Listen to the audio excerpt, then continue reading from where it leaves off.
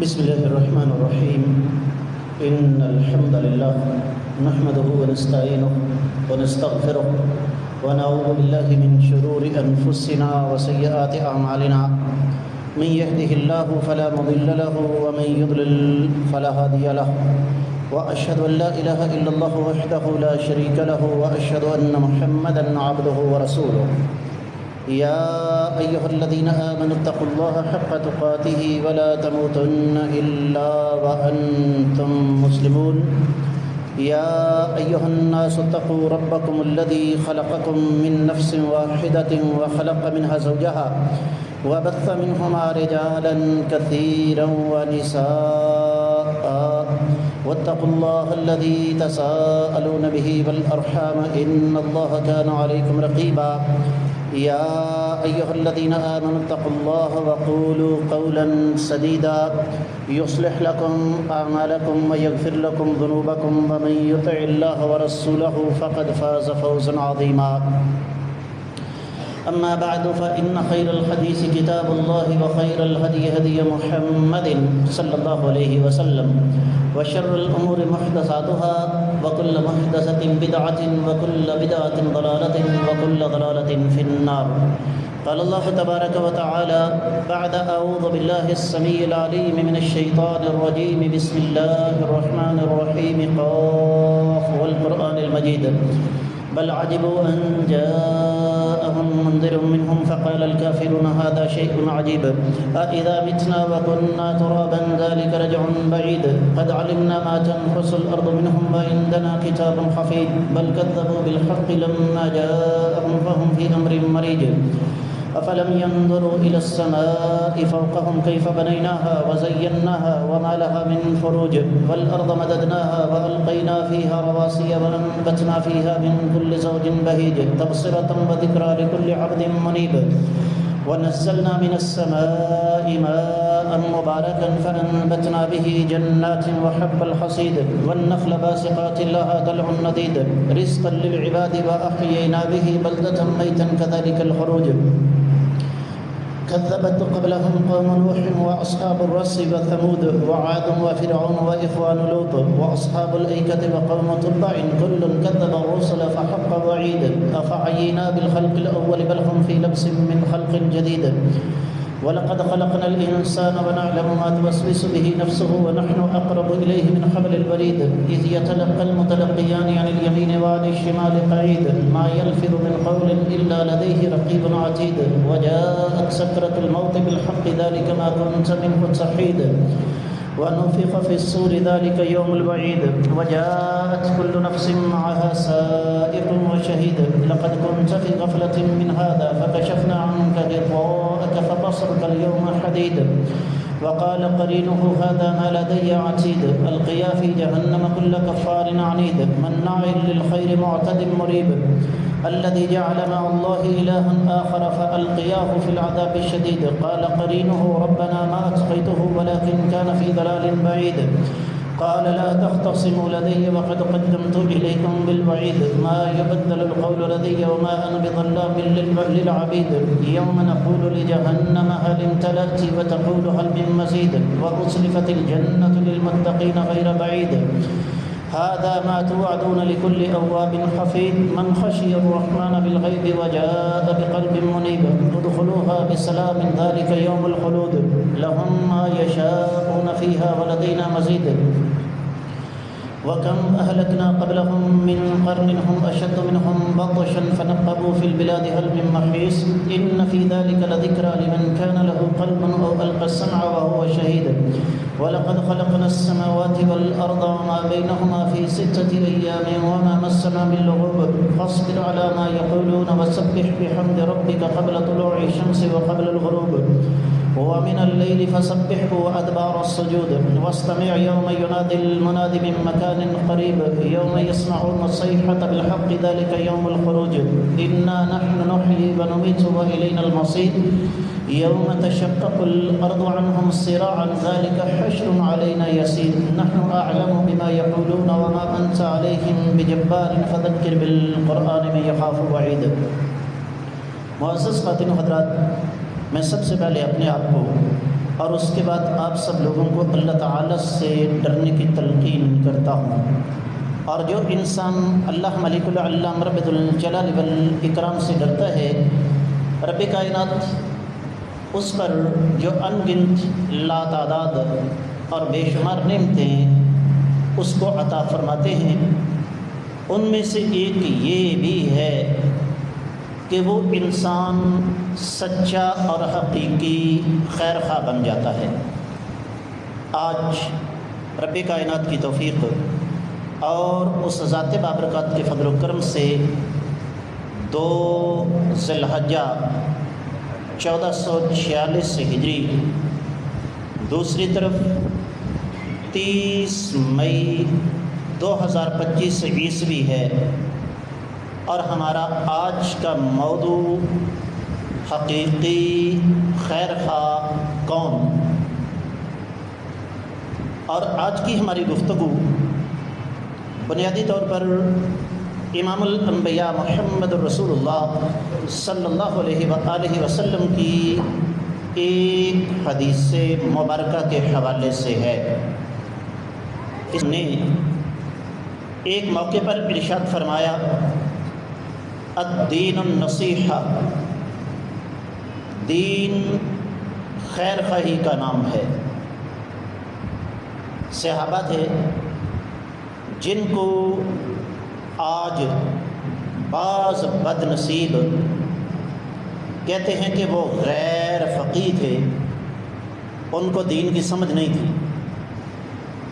یعنی آج کا نشے کا مارا ہوا، حرام مال کا مارا ہوا مسلمان، اس کو تو دین کی سمجھ ہے، لیکن صحابہ کرام کو نہیں تھی۔ میں یہ کہتا ہوں کہ صحابہ کرام رضوان اللہ علیہم اجمعین، انہوں نے کائنات کے امام صلی اللہ علیہ وسلم سے جو سوالات کیے، ان پر غور کر لیا جائے تو پتہ چلے گا کہ انبیاء علیہم السلام کے بعد دین کو سمجھنے والی کوئی بھی جماعت انسانی تاریخ میں نہ آج تک آئی ہے، نہ قیامت تک آ سکے گی۔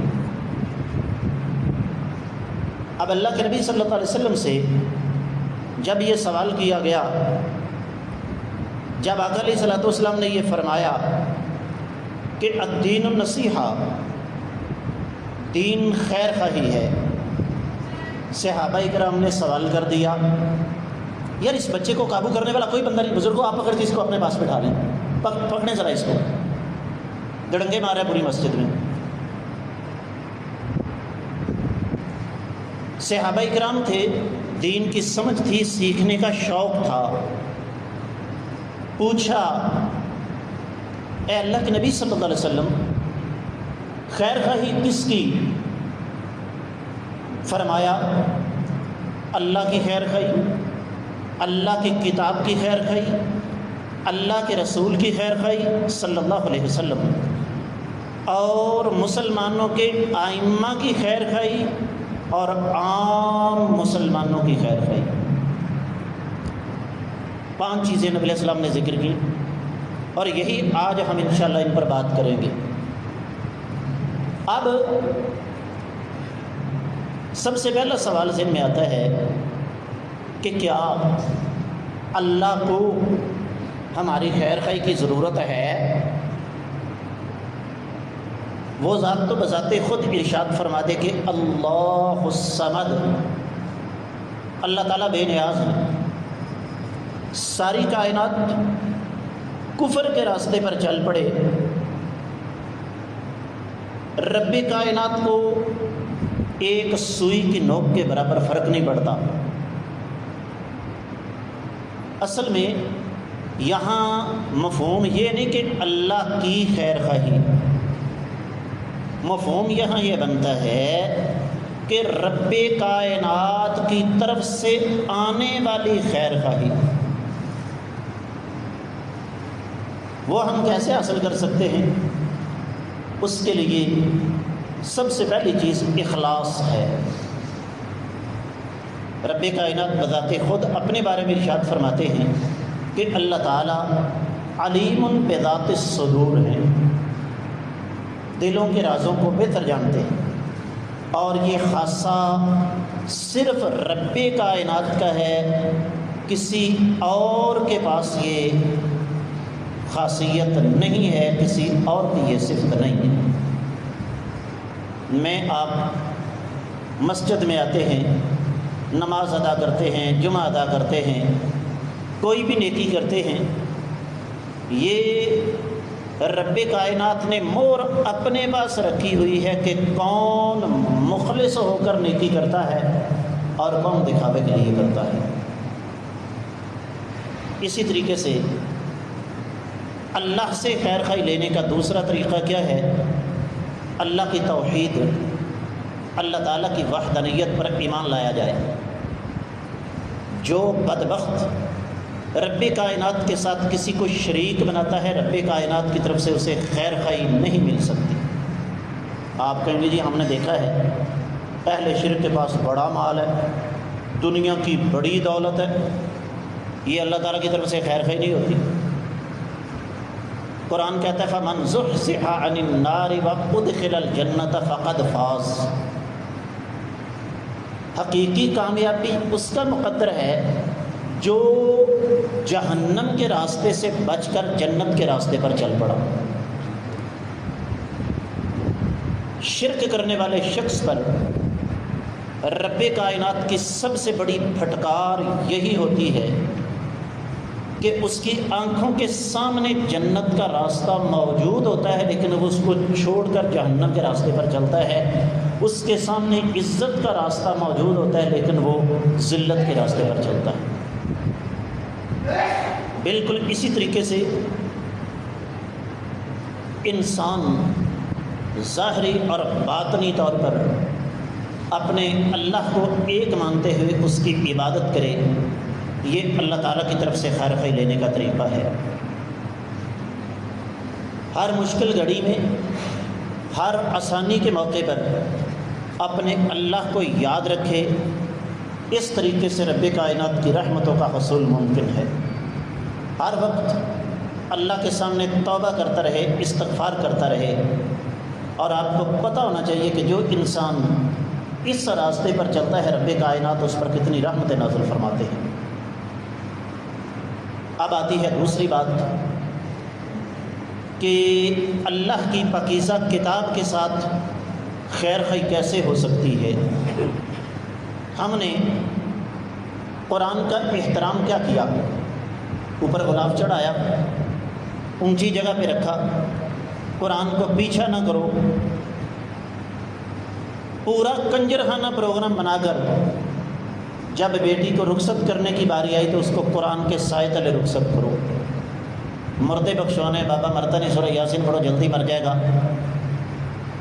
قبرستان جا کر نبی علیہ الصلوۃ والسلام کی بتائی ہوئی دعا پڑھنے کی توفیق نہیں، لیکن قبر پر جا کر قرآن پڑھو، تعویذ بنا کے گلے میں ڈالو، عدالتوں میں قسمیں اٹھانے کے لیے رکھ لو، کھانے پینے کے بہانے ختم شریف، قول شریف، ساتہ شریف، 10واں شریف، 11ویں شریف، برسی شریف، وہاں پر قرآن پڑھ لو۔ قرآن کی حقیقی خیر خواہی یہ نہیں ہے۔ اس کو سیکھنا، سمجھنا، تدبر کرنا، اور جو کچھ رب کائنات نے اس میں احکامات دیے ہیں ان پر عمل کرنے کی کوشش کرنا۔ آج 2.5 سال سے لے کر 4 سال کے درمیان ہمارے بچے قرآن کو حفظ کر لیتے ہیں۔ سیدنا عبداللہ بن عمر رضی اللہ تعالیٰ عنہما نے 4 سال میں اکیلی سورۃ البقرہ حفظ کی تھی۔ کس لیے؟ کہ وہ میری طرح، آپ کی طرح، ہمارے بچوں کی طرح حافظ نہیں تھے۔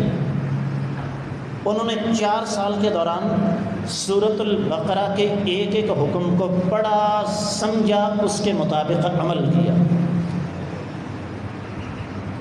اسی طریقے سے امام الانبیاء محمد رسول اللہ صلی اللہ علیہ وسلم، ان کے ساتھ خیر خواہی کیا ہے؟ آقا علیہ الصلوۃ والسلام بھی میری اور آپ کی خیر خواہی سے مبرہ ہے۔ قرآن کہتا ہے اِنَّا کَفَيْنَاكَ الْمُسْتَهْزِئِينَ، اے میرے نبی صلی اللہ علیہ وسلم، یہ جو آپ کا مذاق اڑانے والے بدبخت ہیں نا، ان کا جواب دینے کے لیے رب کائنات عرش پر سے کافی ہے۔ میرے آقا علیہ الصلوۃ والسلام کو میری آپ کی ضرورت نہیں۔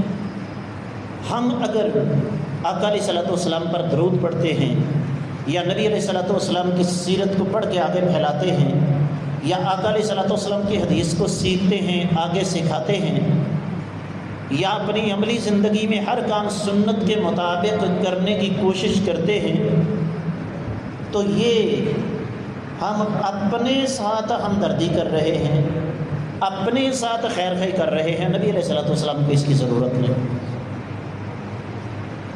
اس کے لیے نبی علیہ الصلوۃ والسلام کے ساتھ خیر خواہی کیسے؟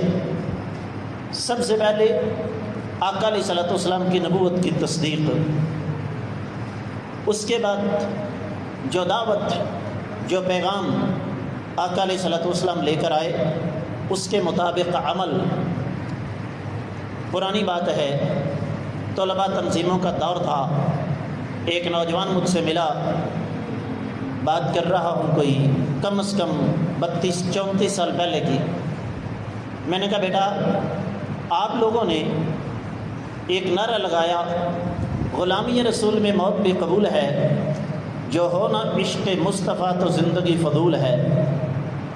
میں نے کہا مجھے یہ بتاؤ کہ آقا میں نے کہا میں عشق لفظ کو تو خیر مانتا ہی نہیں، اس لیے کہ یہ لفظ ہی گندا ہے، کسی مہذب مقدس یا قابل احترام رشتے کے ساتھ یہ لفظ نہیں لگایا جا سکتا۔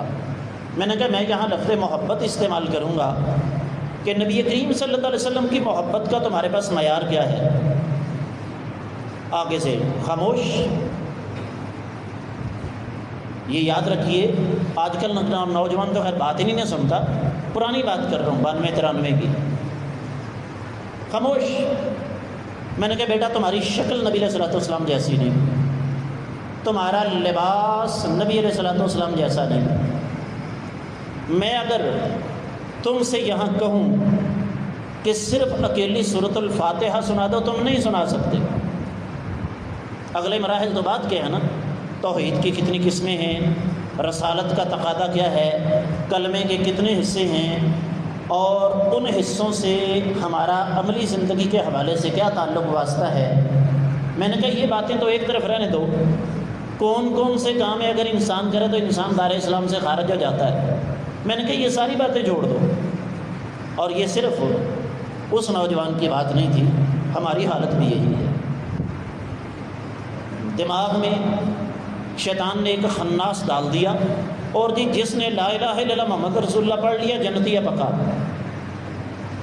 اگر محض زبانی کلامی کلمہ پڑھنے سے جنت مل جاتی، ابو جہل کو کلمہ پڑھتے ہوئے موت نہیں پڑتی تھی، ابو لہب کی کلمہ پڑھتے ہوئے زبان نہیں دکھتی تھی۔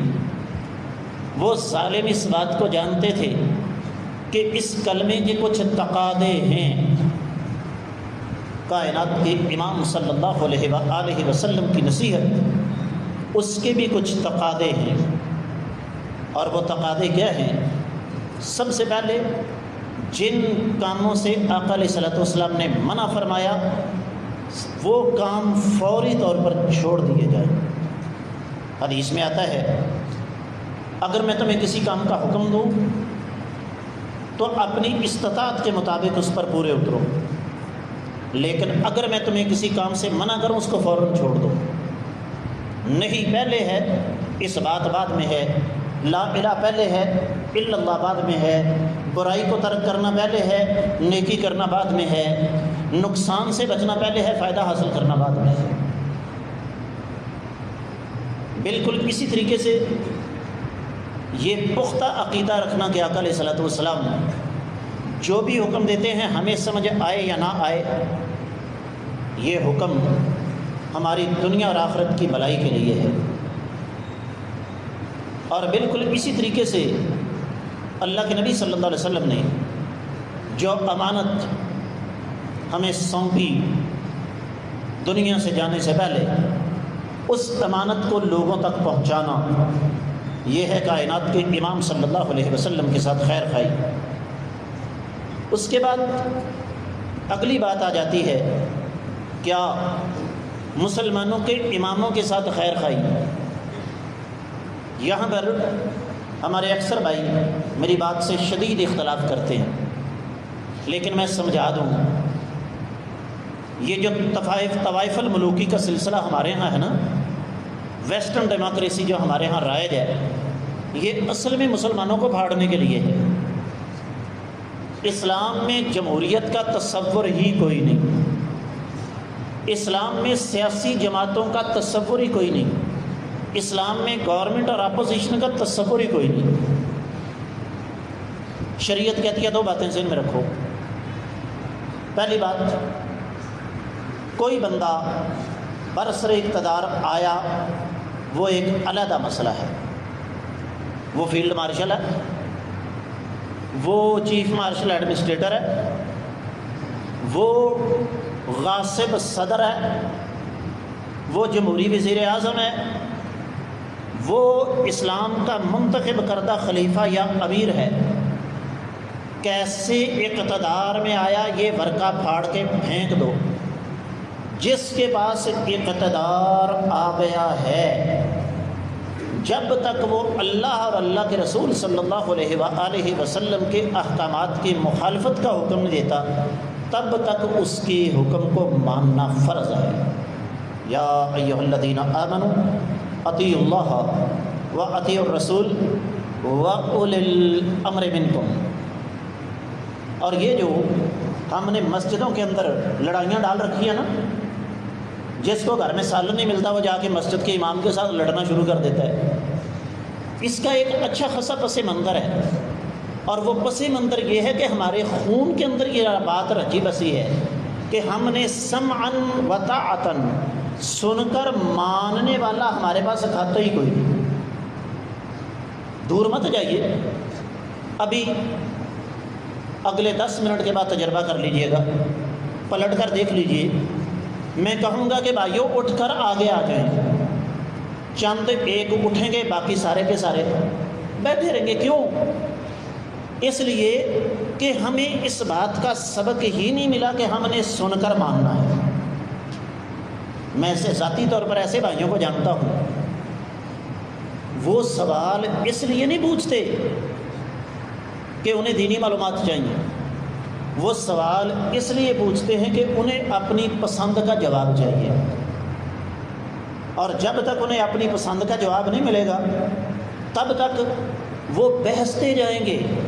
وہ بات، او جی آپ نے جو کچھ فرمایا وہ تو ٹھیک ہے، لیکن وہ جی میں کوئی حدیث کا نہیں کہہ رہی ہوں، لیکن دیکھیں نا حالات کے تقاضے، معاشرتی رسمیں ہیں، برادری کا سلسلہ ہے، اس معاشرے میں ہم نے رہنا ہے، کیا کیا جائے؟ مقصد کیا ہے کہ سمعاً و طاعتاً، سننا اور مان لینا۔ اللہ کے نبی صلی اللہ علیہ وسلم کا کیا فرمان ہے؟ فرمایا علیکم بالسمع والطاعہ۔ میں ایک بار پھر عرض کر دوں کہ میری اس گفتگو کا تعلق پاکستان کے سیاسی حالات کے ساتھ بالکل نہیں، کوئی میرا بھائی غلط ترجمہ نہ لے۔ نبی علیہ الصلوۃ والسلام نے فرمایا تم پر فرض ہے کہ حکمران کی بات کو سنو اور مانو، وَإِنْ أُمِّرَ عَلَيْكُمْ عَبْدٌ حَبَشِيٌّ، اگرچہ تمہارا حکمران ایک چھوٹے سر والا حبشی غلام ہی کیوں نہ ہو۔ اور یہ اوپر سے لے کر نیچے تک گندگی آئی ہے ہمارے اندر۔ آپ کسی کو کوئی بات سمجھانے کی کوشش کریں، وہ الٹا آپ کے ساتھ لڑے گا، تم مینوں سمجھا انڈے، ایڈا بڑا عالم تو رہندا نہیں کدھرے۔ اور آپ سوشل میڈیا اٹھا کر دیکھیے، علماء کرام کے بارے میں، مشائخ کے بارے میں، وہ لوگ جنہوں نے اپنی زندگی کی آدھے سے زیادہ صدی دین پڑھتے پڑھاتے گزاری ہے، آج کا نوجوان ان کے بارے میں بکواس کر رہا ہے۔ اور کیوں کر رہا ہے؟ اس لیے کہ ہماری تربیت نہیں۔ تو ائمہ سے مراد صرف حکمران نہیں، ائمہ سے مراد ہر وہ بندہ جو آپ سے سینئر ہے، جو آپ سے بڑا ہے، اس کی خیر خواہی کیا ہے یہ بھی سمجھ لیجئے۔ اس کی بات کو سننا اور ماننا، اس کے ساتھ مل کر اللہ تعالیٰ کے دین کی سربلندی کے لیے کام کرنا، اس کے خلاف بغاوت نہ کرنا، اسلام کے اندر تحریک عدم اعتماد کا وجود ہی کوئی نہیں. یہ میں آپ کو سمجھا دوں. یہ تحریک عدم اعتماد جو آپ کی اسمبلیوں کے اندر کتوں کی طرح لڑتے ہیں نا، یہ سارے اسلام میں اس کا تصور ہی کوئی نہیں. اور آخری بات جو نبی علیہ الصلوۃ والسلام نے ارشاد فرمائی وہ کیا ہے کہ عام مسلمانوں کی خیر خواہی، یہ چیز ہمارے اندر تقریباً ختم ہو چکی ہے. ایک ٹریفک سگنل سے لے کر ایک گلی میں چلتے ہوئے نوجوان تک ہمارے اندر یہ سوچ اور یہ فکر ہی نہیں کہ ہم نے دوسروں کے بارے میں بھی سوچنا ہے. جبکہ میرے آقا علیہ الصلوۃ والسلام کی تربیت کیا ہے؟ نبی علیہ الصلوۃ والسلام نے فرمایا ان اللہ فی عون العبد ما دام العبد فی عون اخیہ. کمال کی حدیث ہے.